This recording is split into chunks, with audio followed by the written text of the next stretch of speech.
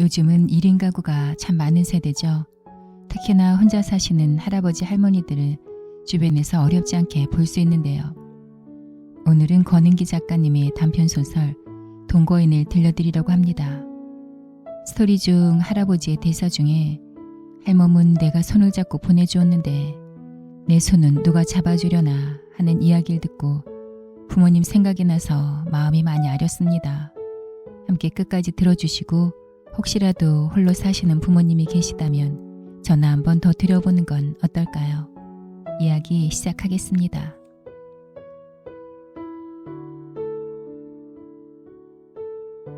동거인 권은기. 살림살이 빠듯한 둘째 딸네 집에 얹혀 사는 내 처지가 딱해 보였던지 7살 많은 동네 언니가 동생 내 일자리 하나 소개해 줄 테니 해봐. 홀로 사는 할아버지네 집일이야. 놀면 뭐해. 66이면 자넨 아직 핏기 있을 때잖아. 하며 괜찮은 집이 있다면서 가정부 일을 권한다. 정희 언니가 할아버지네 집 가정부 노릇을 권했을 때 언뜻 국민학교 다닐 때 읽은 소설 알프스 소녀에 나오는 하이디 할아버지가 머릿속에 떠올랐다. 알프스의 깊은 산속에 사는 무뚝뚝한 외톨이 고집쟁이 할아버지였다. 손녀와 살면서 조금씩 새 사람이 되었지만 사람과 어울리기를 싫어하는 괴팍한 하이디 할아버지를 머릿속에 그린 것이다. 40살 전에 남편을 잃고 남자를 모르고 살아 엉뚱한 상상을 한 것인지도 모른다. 할아버지도 남잔데 남자 혼자 있는 집에서 일해야 한다는 말에 지레 겁을 먹어 하이디 할아버지를 닮았을 거라고 생각한 것 같다. 호적이 늦어 연금도 못 받는 내 형편이 어지럽게 군색스럽게 보인 모양이다. 하기는 일을 해야겠다는 생각은 해오던 터다. 둘째 외손녀도 초등학생이 되어 일하러 가는 제 어미 대신 내가 유치원에 보내고 데려오고 할 것도 없다. 더부살이하는 사람이 이 어미 한 사람뿐이라면 사위와 둘째 딸 진아오미한테 덜 미안한데 40을 바라보는 시집 못 간 큰딸까지 동생 집에 신세를 진다.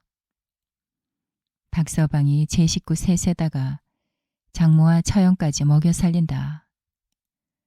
진아오미가 아르바이트 일이라도 하겠다고 나선 것도 쪼들리는 생활 탓인 걸 이 어미는 다 안다.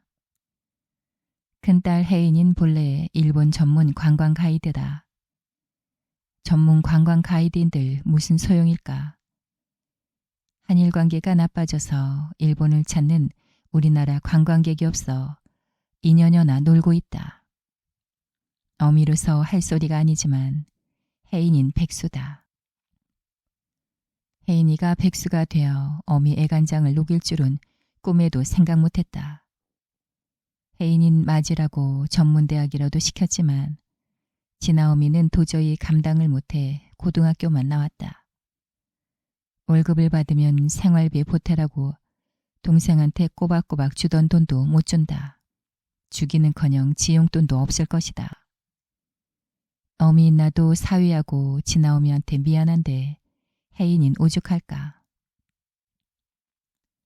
이래저래 자식들 눈치를 보는 꼴이어서 서러워 눈물이 핑 돈다. 동사무소 시민 강좌 일본어 강사라도 해보겠다는데 봄이 되면 우리 혜인이를 부르려나.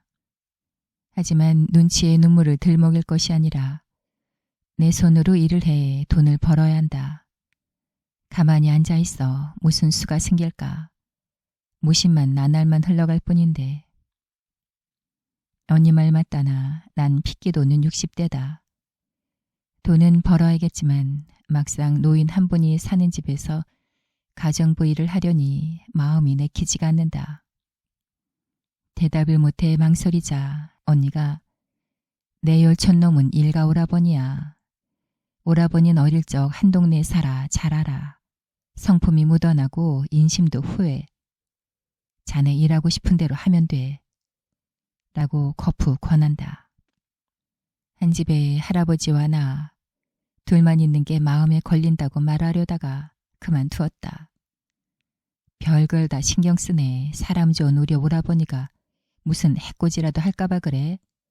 하고 언니가 눈살을 찌푸리면서 핀잔을 줄 것 같다. 고마워요 언니. 한편 부끄럽네요. 없이 사는 형편이 드러나서 말이에요. 자네하고 나하고 고맙고 부끄럽고 뭐 그런 사이인가. 자네나 나나 일찍이 혼자 몸되어 10년 넘게 자매처럼 지내는데. 정희 언니는 나하고 언니 동생하며 지내오다가 지난해 늦가을 좀 멀리 떨어진 동네로 이사를 간 친언니 같은 사람이다. 일단 해볼게요. 마음에 들지 않으면 그만두게 하면 될 테니까요. 언니에게 일을 해보겠다고 대답했지만 그날 저녁 잠자리에 누워서 머릿속으로 보지도 못한 할아버지를 따져보았다. 84살 할아버진 몸이 노쇠할 것이다. 불편한 몸 때문에 이따금씩 아이처럼 트집을 잡고 짜증을 낼 것 같다. 어쩌면 돈을 주고 고용한 사람이기에 날 하인처럼 여길지도 모른다. 언니는 마음씨 좋은 오라버니라고 말했지만 1년 전 할머니를 잃은 슬픔에 짓눌려 성품도 침울할 것 같다. 언니 말로는 할아버지 외아들은 미국 유학을 가서 거기서 혼이 나여 아이 낳고 산다. 할아버지는 사변 때 부모를 따라 피란을 왔고 할머니도 전쟁통에 고아가 된 사람이다. 하지만 난 독거노인인 할아버지네 집일을 하리라고 마음을 굳혔다. 언니를 보아서도 할아버지를 고약한 사람으로 생각해서는 안 된다. 더구나 해인인 일거리가 없어 놀고 있지 않는가. 출입문에 붙은 동호수가 쓰인 손바닥만한 표지판을 보면서 나는 장동섭 할아버지네 아파트 초인종을 눌렀다. 시간이 좀 지났는가 싶은데도 기척이 들리지 않는다. 가는 길 먹었을까? 낮잠이 드셨나? 한 번 더 초인종을 누를까 하다가 그만두었다. 언니가 오늘 점심때를 조금 지나 내가 간다고 할아버지에게 알렸으므로 집 안에 있을 것이다. 이윽고 방문 손잡이 돌리는 소리가 들리더니 현관문이 열린다. 아래 위 미색 추리닝을 입고 한 손엔 익담한 듯 손가락을 갈피에 꽂은 책과 자루 달린 돋보기를 움켜쥔 할아버지가 나온다. 내가 허리를 굽혔다가 세운 다음 할아버지 안녕하세요. 정희 언니가 보낸 차숙희예요. 여고생처럼 발랄한 목소리로 인사하자 할아버지는 손을 내밀어 문을 열고 우두커니 서 있다. 약간 큰 키에 불면 날아갈 듯 마른 체격이다. 언니가 할아버지께 다 말씀을 드렸다면서 그냥 가면 된다고 했어요.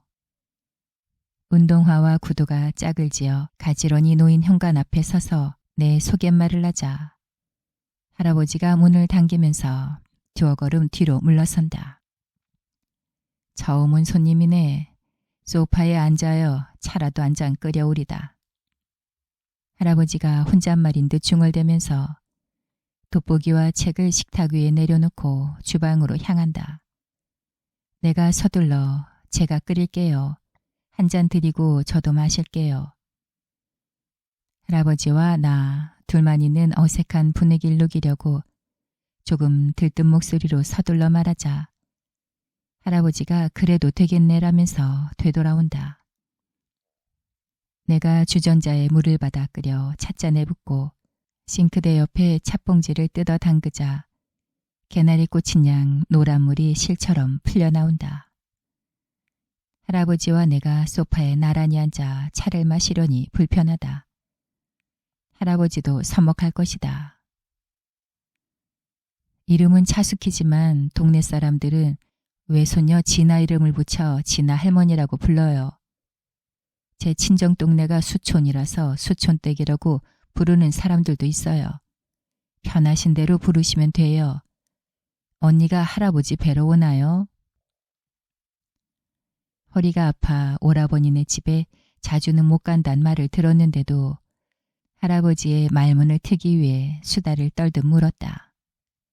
할아버지에게 조금은 만만한 사람으로 보이는 것이 좋을 것 같다. 부리는 사람이 뻣뻣하면 곤란하다. 허리가 성치 않다는군. 나이 73이면 정의도 노인인걸. 할아버지가 심드렁이 말한다. 찻잔을 들어 한 모금 마시면서 집안을 살폈다. 소파 앞에 나무 탁자가 놓였고 맞은편 벽에 벽걸이 텔레비전이 붙었다.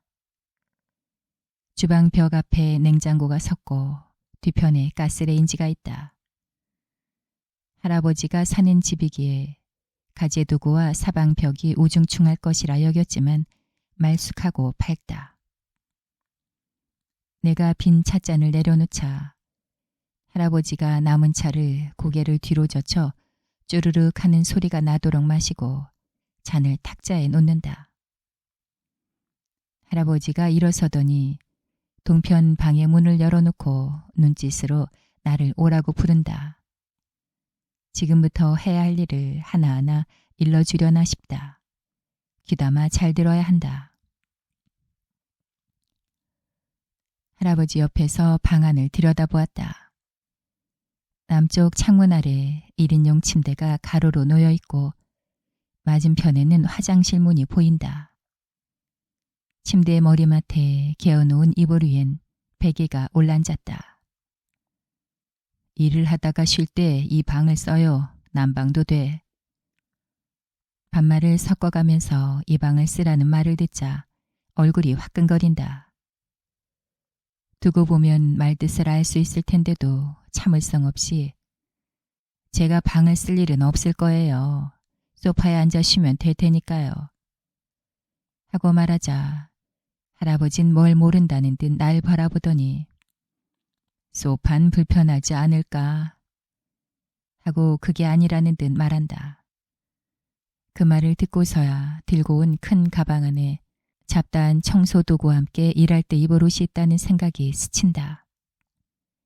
거실에서 옷을 갈아입으려고 치마나 바지를 벗느라 자칫 속옷이 드러나면 무슨 망신일까. 할아버진 당황할 것이고 나도 민망하다.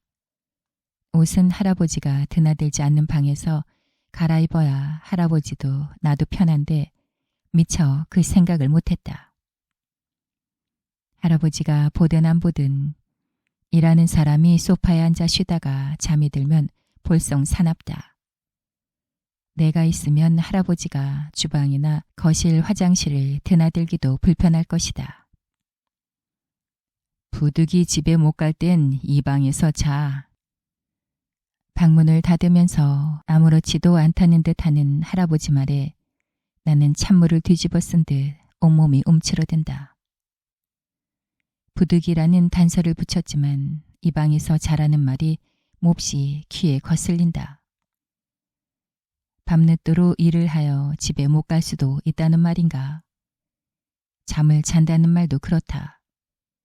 경우에 따라선 남녀의 깊은 관계를 의미한다. 이 무슨 망측스러운 말일까. 일하러 온 날 여자로 생각할까. 가정부로 온 여인을 당신 집에서 자고 가라니. 하지만 할아버지 나이와 내 나이를 견주면서 마음을 가라앉혔다.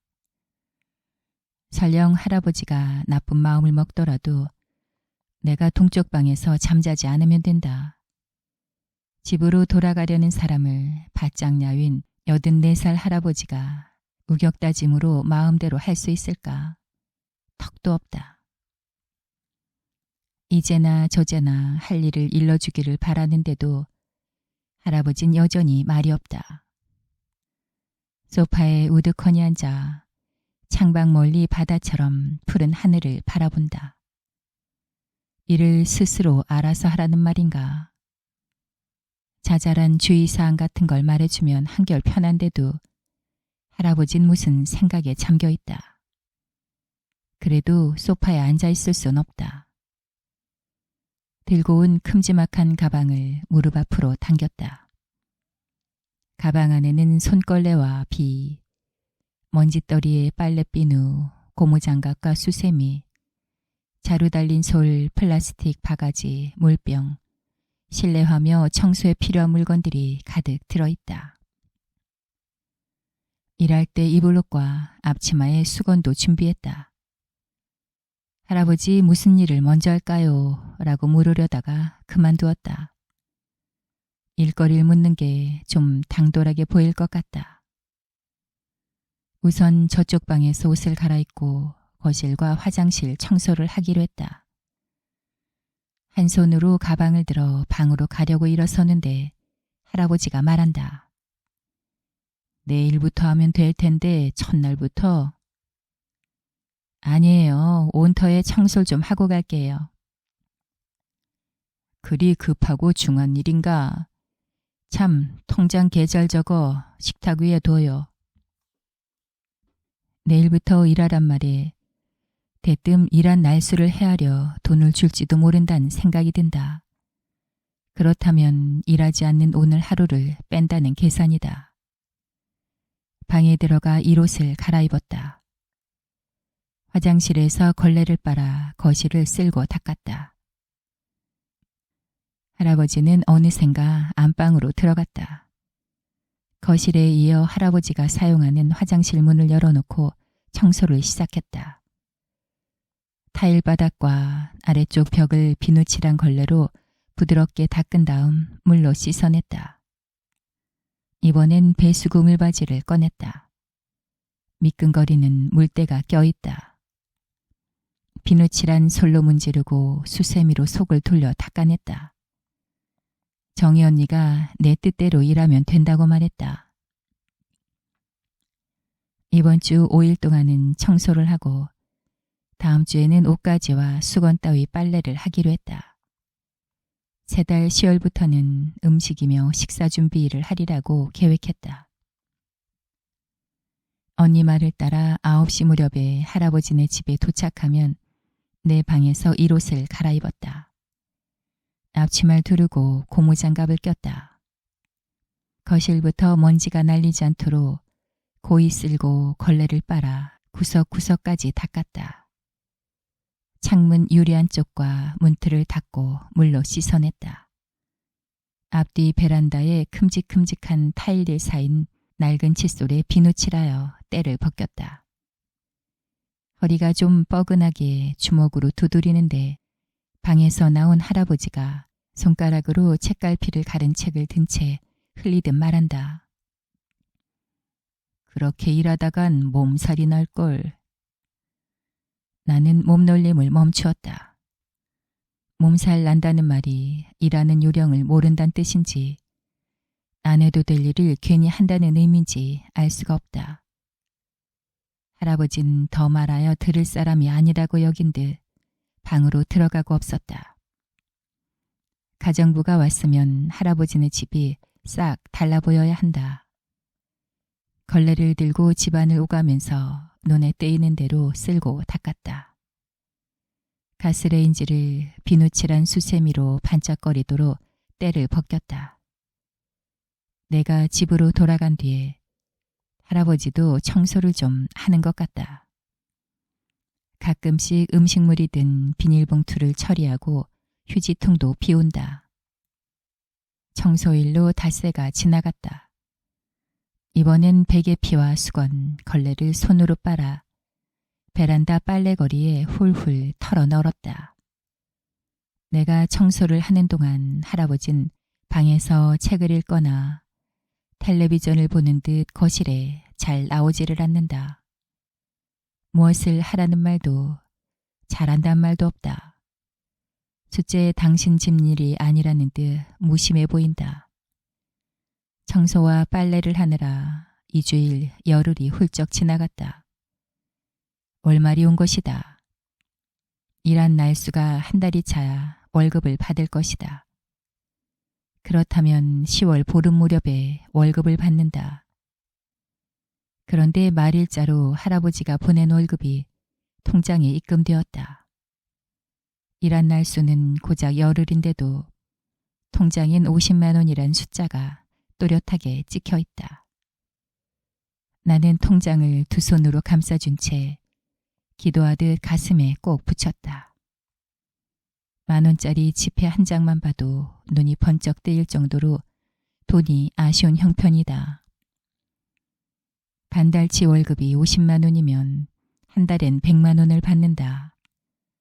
몸이 새처럼 허공으로 뜨는 기분이다. 우선 혜인이 용돈으로 15만 원을 주고 싶다. 카페에서 커피를 마시고 극장에도 가고 하는데 쓸 수 있다.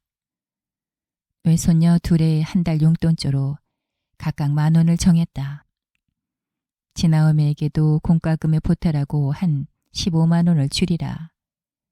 그러면 내 몫으로 18만 원이 떨어진다. 다음 달부턴 100만 원이 통장에 입금될 테니까 혜인이와 지나엄이에게 주는 돈을 배로 올려 각각 30만 원을 줄 작정이다. 기분이 좋아 졸음에 겨운 듯 눈이 감기고 입가에 미소를 머금은 그때 돌연 온몸이 굳어진다. 날개를 단 듯 하늘을 훨훨 날아가는 몸이 돌개바람을 맞은 듯 땅바닥으로 추락하고 마는 심정이다. 할아버진 날 가정부 노릇을 그만두게 하려고 마음먹었지만 한 달은 채워야 한다고 생각해서 입을 떼지 않았을 것 같다. 날수를 헤아려 금열 주는 건 야박하여 다음 한 달 채우곤 월말에 흔한 말로 날 해고시킬 것이다. 내가 보아도 할아버지네 집엔 가정부를 들을 일거리가 없다. 언니 말대로 할아버지가 부정맥을 좀 앓는다는데 연세치곤 건강하여 거동에도 불편이 없다. 월급 50만 원을 받은 이틀 뒷날이었다. 오늘은 할아버지께서 무슨 일을 하라고 직접 말씀해달라고 할 참이다. 그러다 보면 할아버지가 앞으로도 날 일하게 할지 그만두게 할지 그 속마음도 짐작할 수 있다. 할아버지, 할 일을 알려주시면 제가 열심히 해놓을게요. 고개 숙여 거실에 걸레질하면서 물어도 소파에 앉은 할아버진 말이 없다. 무슨 일이든 시켜만 주셔요. 마음에 드시도록 해놓을 테니까요. 듣기만 한 할아버지에게 나도 모르게 조금 볼멘 소리로 말했다. 할아버지께서 부지런하셔서 제가 할 일을 해버리시잖아요. 하고 말해도 할아버진 말귀를 못 알아듣는 듯 고개를 두어 번 갸웃한다. 제 나이 66인데 마음에 드시도록 잘할 자신 있어요. 그제야 말뜻을 알겠다는 듯이 할아버지가 고개를 느리게 한번 끄덕인다. 노인이니까 일하지 말고 가만히 있으라는 말이군. 퉁명스럽게 말하면서 그게 맞지 않냐고 묻듯 턱을 앞으로 내민다. 할아버지 말씀이 맞아요. 그냥 쉬세요. 제가 다 해놓을게요. 이 작은 집 청소도 못하면 산 사람이 아니지. 누워 천장만 보는 식물 같은 인간일게야. 숫째 미라가 되란 말이네. 청소가 아니라 운동이야. 죽은 잔 말만 없는 게 아니라 몸도 못 움직이는 법이지. 나도 죽은 잔 말이 없다는 말은 들어한다. 죽은 사람은 몸놀림도 없다. 옳은 말이다. 일은 내가 할 테니 쉬라는 말을 할아버진 죽은 듯이 누워있으라는 말로 오해를 한다. 수촌댁도 알잖아. 운동이 보약이라고 말이야. 손수 집안일을 하시면서 왜 저 같은 사람을 들였어요? 불손한 말이 될까 싶어 망설였지만 오늘도 종일토록 휴대폰이나 만지고 텔레비전을 보면서 하루해를 보낼 혜인이가 떠올라 입을 열고 말았다. 할아버지도 뜻밖의 물음이라는 듯 생각에 잠긴다. 할아버지께서 직접 일을 하시면 일거리가 없어지고 제 가정부 노릇도 그만두게 하실 거 아니에요? 할아버지는 나도 모르게 수심이 서리고만 내 얼굴 표정을 알아챈 듯 애초 일을 시키려고 사람을 들인 건 아닌데 정의가 그런 말은 하지 않은 모양이네. 하긴 뭐 할 말도 아니지. 가슴이 철렁하게 떨어지도록 놀랄 말을 한다. 내가 할 일이 청소 빨래가 아니라 따로 있다고 한다. 1년여 전에 할머니를 저 세상으로 떠나보냈다는데 할머니 노릇을 할 사람을 찾았다는 건가? 내가 움직이지 않으면 집안은 물속 같아. 텔레비를 켜면 사람 소리가 나지만 그건 그림자 같잖아. 헛개비라고 할까. 거실을 다니고 그릇을 만지느라 달그락대는 소리가 들리고 나 말고도 사람 사는 소리가 듣고 싶었어. 그제 언니가 자네 해온 대로 일하면 돼 하던 말이 생각난다. 청소도 해야 하지만 그보단 혼자 사는 할아버지네 집에서 그냥 일상적인 생활을 하면 된다는 의미인 듯하다. 집안에 가득 찬 정적이 싫다는데 이해가 간다. 하지만 사람 마음은 변덕스럽다. 다달이 100만 원이 또박또박 나가면 생각도 달라진다. 입을 다물고 있으려다가 또다시 참을성 없이 입을 열었다. 제가 일을 한다고 해서 사라지진 않잖아요. 일하느라 이리저리 돌아다니고 하면 소리가 날 게 아니에요. 일을 하면 소리가 더 많이 날 텐데요. 청소가 아니라 운동인데 그게 수천댁한텐 곤란한 일이 된다는 거네. 하긴 그럴 것도 같네. 반찬 만들기가 어려워. 옛날 음식은 쓰고 매워 달지 않았어. 단맛이 나야 하는 반찬은 달았지만 요즘은 쓰고 맵고 할 것 없이 단맛이 배어있는 것 같아 물렸어. 내가 먹고 싶은 음식을 메모지에 적어 카드와 함께 식탁 위에 올려놓거든. 그걸 조리해주면 안 될까? 할아버지는 청소와 빨래보다는 반찬 만드는 일이 절실한 모양이다. 하기는 사먹는 반찬은 실증이 나게 마련일 것이다. 할아버지처럼 반찬 만들긴 나도 쉬운 일이 아니다. 우선 할아버지 입맛에 맞아야 한다. 하지만 못한단 말은 일하지 않겠다는 말이 된다. 그럴게요. 정성껏 만들어 볼 테니 며칠 드셔보셔요. 난 그저 어릴 적부터 먹어온 재래식 반찬이면 돼. 신경 쓰지 말아요. 해볼게요. 아무튼 일거리를 주셔서 감사해요. 할아버지가 메모에 적어주는 반찬 만드는 일은 그다지 어렵진 않다. 다만 조금 일찍 할아버지네 집에 가야 한다. 열흘 남짓 할아버지가 먹고 싶은 반찬을 메모지에 써서 식탁 위에 올려놓으면 내가 마트에 가서 카드로 재료를 사와서 조리를 했다. 배추에 콩가루를 뿌려 끓인 배추국이나 무조각을 넣은 고등어 조림이며 된장을 풀고 삶은 시래기를 썰어 넣어 끓인 된장국 따위다. 청국장도 끓였고 노란 배추 속잎으로 부침개도 지졌다. 한 번은 깨끗하게 씻은 미역을 기름에 볶아 물을 붓고 삶은 소고기를 잘게 썰어 넣어 미역국을 끓였다. 방에 앉아 있는데 할아버지가 어떻게 알았느냐라고 물었다. 무슨 말인가 싶어 대답을 못한 채 거실로 나갔다. 내 생일이 오늘인데 정의가 말하든가요? 요 근래엔 언니하고 전화도 좀 뜸한 편이다. 할아버지 생신이 오늘인 걸 전 몰랐어요. 메모지가 없기에 미역국을 끓인 것뿐이에요. 미역국은 누구나 맛나게 먹을 수 있는 거라서요. 할아버지가 보일 듯 말 듯 은은한 미소를 띠면서 알겠다는 표정을 짓는다. 아무려면 어때? 구수한 미역국을 배불리 먹었는데. 할아버진 내가 만든 반찬이 입에 맞아 좋다면서 칭찬을 해준다. 할아버지가 식탁에 놓은 메모지를 따라 반찬을 해드리다가 문득 이게 아니라는 생각이 스쳐간다. 한 사람이 먹을 분량의 반찬은 조리하는 것도 불편하지만 먹고 남은 것도 문제다. 재료를 사서 국을 끓이고 할 것 없이 우리 집에서 만든 반찬을 조금 가지고 오면 될 것 같다.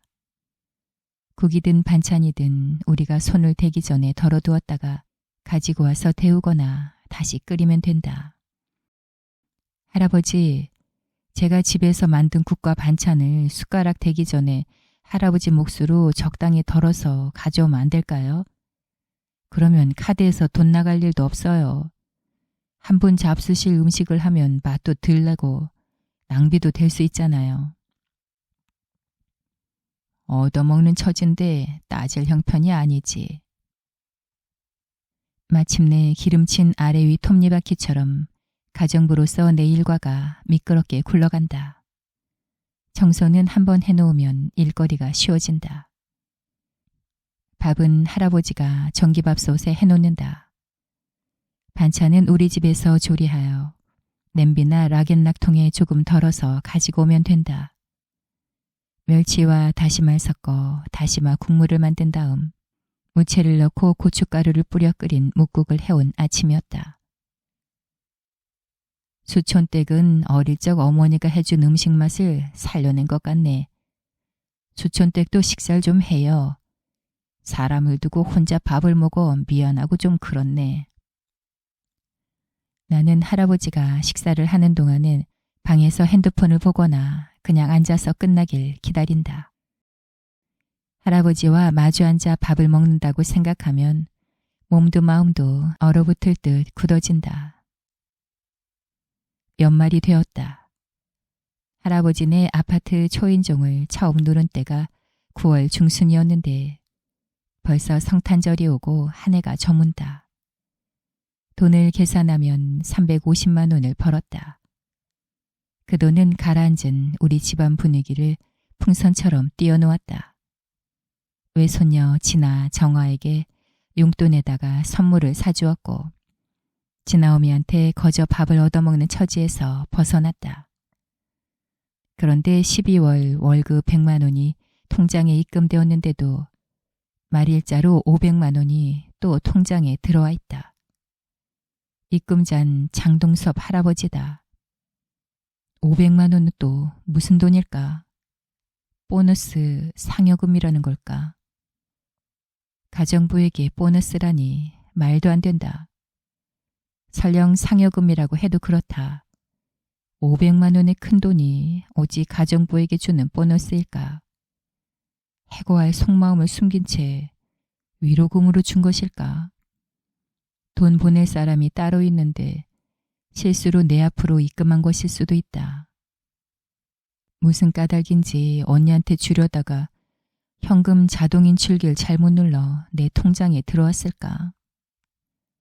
치매는 아니더라도 84살 할아버지 기억이 초롱 같을 수는 없다. 난 500만 원은 손대지 않기로 했다. 할아버지가 실수로 입금한 것 같은데 쓰고 나면 빚이 된다. 언니한테 말하기 전에 죄송하지만 할아버지 정신 상태를 좀 알아봐야 할 것 같다. 다음 날 쪼그려 앉아 걸레로 거실 구석을 닦으면서 소파에 앉아 창밖 먼 하늘을 보는 할아버지에게 할아버지 고향은 어디예요? 언니한테 들어 이미 알고 있는 고향을 물었다. 내 통장에 돈을 입금할 때 은행 창구 아가씨에게 일을 맡겼느냐 아니면 현금 자동 인출기 앞에서 손수하셨느냐고 물으려다가 고향을 물은 것이다. 인출기와 아가씨를 들먹이면 정신을 의심한다고 곧장 알아챌 것 같다. 내용이 무엇이든 대화를 하면 할아버지 정신 상태를 알 수 있다. 대답을 기다리는데 평안도 곽산이야. 사변 때 부모님이 날 데리고 피란을 오다가 경상도 풍력 산골에 눌러 앉았어. 인동 장씨 일가가 몇 집 있어서 말이야. 거기 거북실 마을에 몇 해 전에 가봤더니 옛 모습은 없어. 알던 사람들은 죽고 떠나고 그래도 한번 가볼까. 부모님 산소가 있으니까. 하고 말한다. 난 할아버지 정신이 온전하다고 단정했다. 앞뒤 맞지 않는 말이 없다. 백수 신세가 된 혜인이가 생각나자 기어이 500만 원 돈 얘기를 꺼냈다. 할아버지, 제 통장에 월급 말고 500만 원 입금하신 거 아시죠? 내 손으로 한 짓인데 모른다면 우스운 일이지. 왜 큰 돈을 입금시켰어요? 일을 그만두게 하시려는 퇴직금 명목으로요? 퇴직금은 생각하지도 않아요. 넉 달가량 일했는데 퇴직금이라니요. 내일 돈을 찾아 가져올게요. 계좌 알려주시면 입금시킬 수도 있고요. 적어서 그런가? 많아서 그렇다니까요. 안 줘도 되는데 큰 돈을 입금시켰잖아요. 많으면 날 위해서 좀 쓰면 되겠네. 돌려줄 것도 없이. 나는 창밖을 바라보는 할아버지 옆모습을 힐끔 쳐다보았다. 나를 위해 쓰라는 말은 그 돈이 잠자리를 같이 하려는 대가라는 뜻일까? 말하기조차 부끄러운 깊은 관계가 떠올라 얼굴이 저절로 붉어졌다. 정희한테 주려다가 요즘 몸이 좀 불편하다기에 그래서 하면서 뒷말을 잊지 않는다. 언니에게 주려다가 나한테 입금시켰다는 말이다. 그렇다면 나를 위해 쓰라는 말이 잠자리를 염두에 둔 말은 아니다. 더는 말하지 않았다.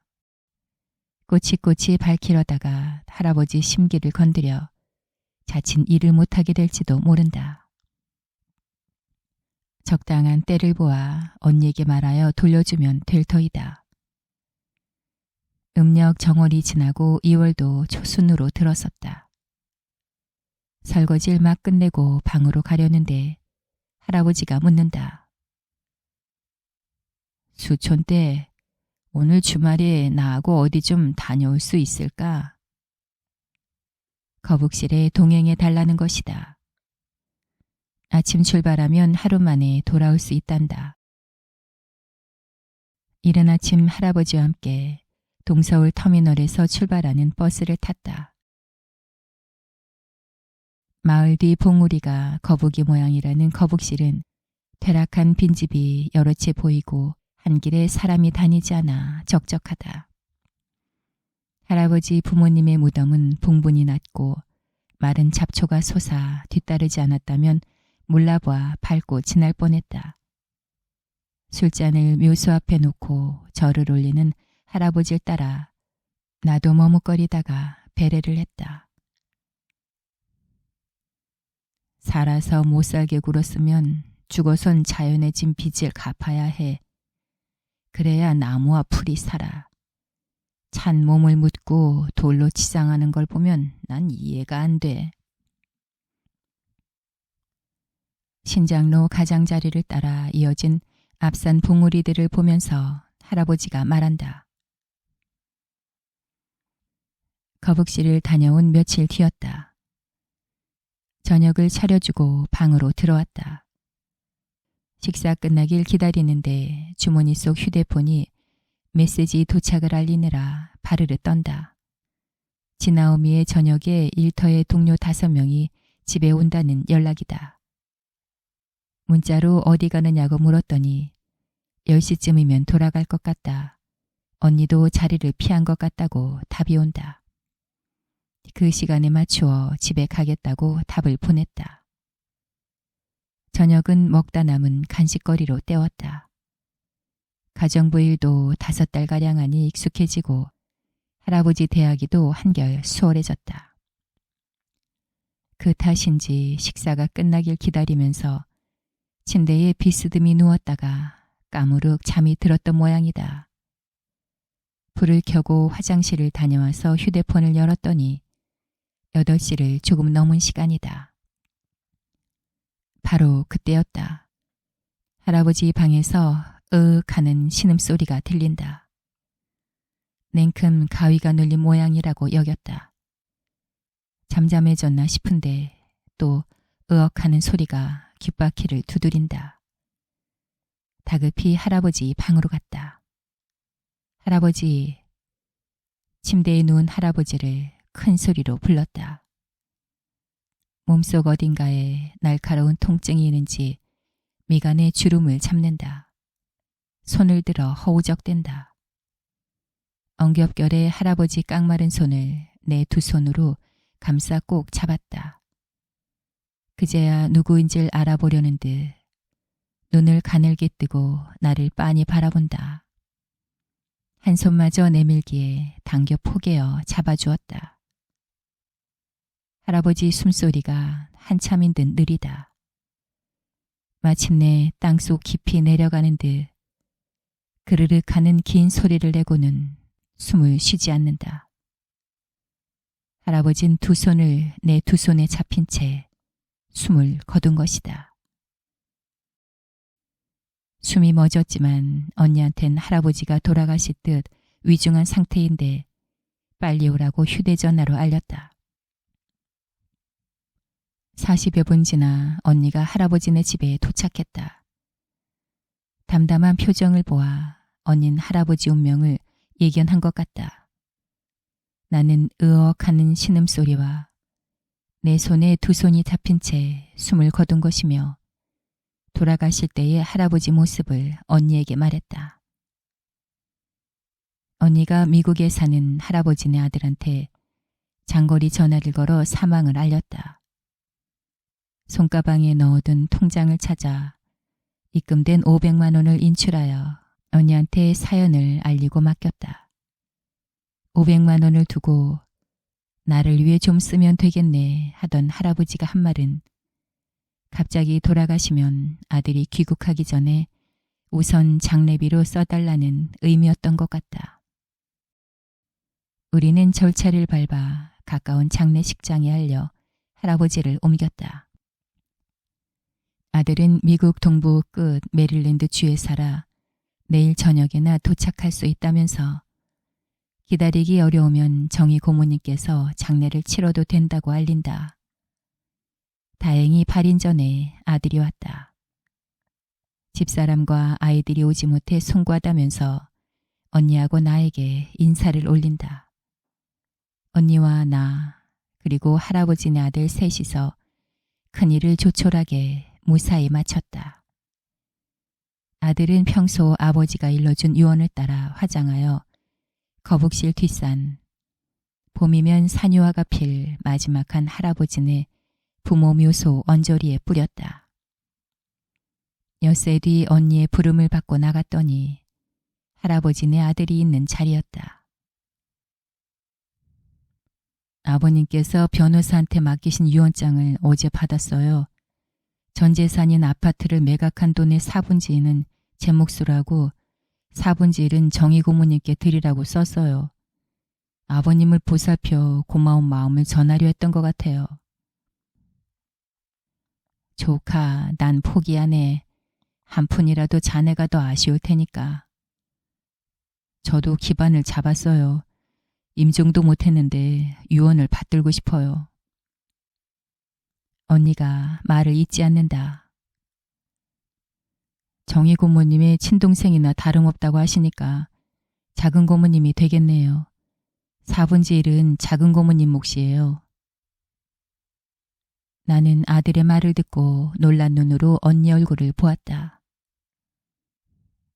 내 두 손을 꼭 잡아 멀리 보내준 사람에게 4분의 1의 유산을 드려라라고 썼거든요. 고모님 말씀에 따르면 아버님 손을 잡은 분은 작은 고모님이시잖아요. 세금 문제는 제가 해결할 테니 걱정하시지 말고 받아주세요. 예금 통장 계좌번호를 적어주세요. 할아버지 손을 잡아주었다지만 그리 대단한 일도 아니다. 작은 아파트일지라도 상당한 금액이 될 텐데 4분의 1의 큰 돈을 받아도 되는지 어리둥절하다. 언니처럼 내 몫은 포기한다고 말했다. 아버님 유언을 그대로 실행하고 싶어요. 할아버지 유산을 받는 것이 부담스럽고 송구한 일이라고 거듭 말하자 언니가 내 얼굴을 빤히 들여다본다. 오라버니는 집사람은 내가 보냈는데 내 손은 누가 손잡아주나 하고 말한 적 있어. 죽으면 뭘 할까만 숨 넘어가기 전 외로움이 못 견딜 일이란 거겠지. 말하자면 고독살 겁냈어. 그런데 해인인 일본 관광 가이드 일을 언제쯤 시작하는가? 언니가 갑자기 백수가 된 혜인을 들춰내는 까닭을 알아챘다. 혜인이가 앞으로도 놀고 지낼 형편이라면 할아버지 유산을 받아두라는 의미일 것이다. 입이 더는 떨어지지 않아 가만히 있자 언니가 내 손가방을 슬며시 빼앗아 통장을 꺼내더니 계좌를 메모지에 적어 아들 손에 넘긴다. 할아버지 아들이 출국하기 전에 인사를 하겠다면서 계산대에서 차값을 치르고 나가자 언니가 불쑥 묻는다. 우리 오라버니한테 자넨 어떤 사람인가? 어떤 사람이라니요?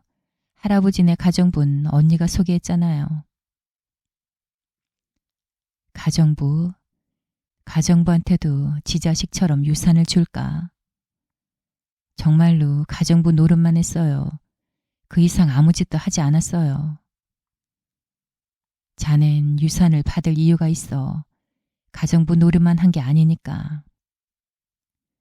할아버지네 집에서 잠잔 건 그날 초저녁뿐이었어요. 내가 헛말할까요? 손을 잡아줘. 자넨 유산을 받을 자격이 없지 않다는데도 그러네. 하긴 누구나 혼자서 세상을 떠난다고 생각하면 두렵고 그렇겠죠. 오라버닌 편히 가셨을 거야. 고독살 면에 원을 풀고서 말이야. 할아버지가 내 손에 손을 잡힌 채 세상을 떠났다곤 해도 아파트를 매각한 큰돈은 곤란하다. 하지만 혜인이가 눈앞에 어른거려 입을 다물었다. 혼인신고란 사이가 아니므로 내외간이란 말은 가당치 않고 오라버니 집에선 그날 하루 초저녁 선잠을 잤을 뿐이라고 하니까 내연녀라는 말도 어울리지 않네.